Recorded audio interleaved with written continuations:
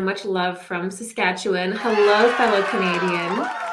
My question is, how do you decipher the difference between your actual 3D mind thoughts and your higher self or spirit guides guiding or speaking to you? I have trouble distinguishing between the two, if I'm actually being guided or if it's all in my head. Any tricks to know the difference? Thank you from your fellow sovereign loving Canadian. I actually really miss Canada. I get really homesick for Canada sometimes. The big, wide open spaces of Canada. Okay, so this is a great question. One of the biggest reasons why, when we're developing psychically, we have trouble distinguishing what is a spiritual voice, what is spiritual information, what is an intuitive hit, and what is just my mind. One of the reasons why we have a really difficult time is because psychic information actually comes in through as though it's being filtered downwards, as though it's being percolated downwards. So we train our consciousness to begin focusing on a higher vibrational frequency. And then we have to bring that frequency down into our lower mind, into our 3D mind, into our everyday mind. And so there's a process of percolation that goes on. And I talk about this in Inner Mystic. I call this happening through enmeshing, okay? But really it can be seen as sort of a percolation. And so when we understand that it's really a filtering going on, we see that even higher spiritual information is sort of using the filters of our daily mind, of our archetypal understanding. And this is also why in Inner Mystic, we talk so much about archetypes and personal archetypes.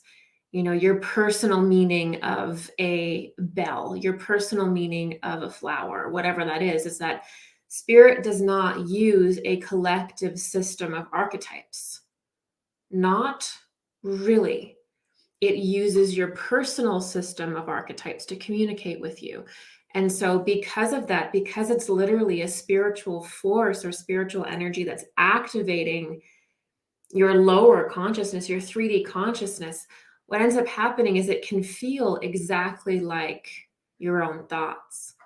It can sound like your own voice in your head, because you're not just receiving pure spiritual knowledge and a pure spiritual information. That spiritual knowledge is impressing itself upon your 3D mind, and using your 3D mind, your 3D sensibilities as its vehicle. Okay, so it's always going to feel a little bit like it's you.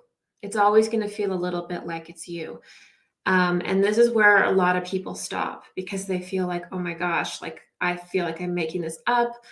And they expect a psychic experience to be a 3D experience where it just knocks their socks off. It's like completely life-changing and completely solid, and it just completely removes any questions they have about the mysteries of spirit. And that it is very rarely the case, if not never the case. We actually have to, through the process of psychic development, slowly increase more and more and more our ability to take on spirit. So we increase our spiritual capacity every day through meditation, through mindfulness, and various different spiritual practices that we've discussed here in this community. And then you have to take the risk of actually believing yourself. So when you get a psychic hit, a lot of the times, even especially the really good ones, are weird. And you may not actually understand what you're receiving, but you have to invest in it anyway. You have to write it down. You have to say, thank you for revealing this.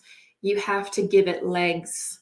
You can't just have it sit in your mind and never give it a 3D existence. So you have to speak it out. You have to write it down, and you have to give it a life in this realm. You have to validate it. And so don't let your intuitive insights die on the vine, right? So write down, have a journal of all the intuition that you get. And go back and check that journal after 6 months to a year, and you'll find out how strangely right you are. And it's through validating your own work in that sense that you evolve. And so it really is a matter of validating your work or validating your psychic gifts, also through practicing on people. We now have a forum called the Reading Room where you can actually do readings for people, or you can post something in an envelope or something covered up in a picture, and people can do readings for you. And it's a real good place to practice. So what you want to do is practice, and you want to pay attention to the information that you're getting and validate it, or you want to see where it's wrong and you want to evolve on it. And you also want to have in the back of your mind that you also want to have in the back of your mind that intuition by nature is going to sound like you.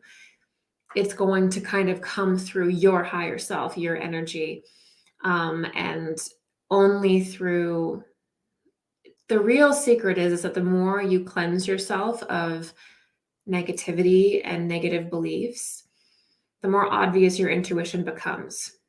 A lot of mystery schools were really about purification and the releasing or the transmutation of pain and karma, which makes you essentially a very clear vessel so that you can receive information very clearly, very quickly, and of a very high order, and also discern whether the information, what level the information is coming from. That comes through purifying.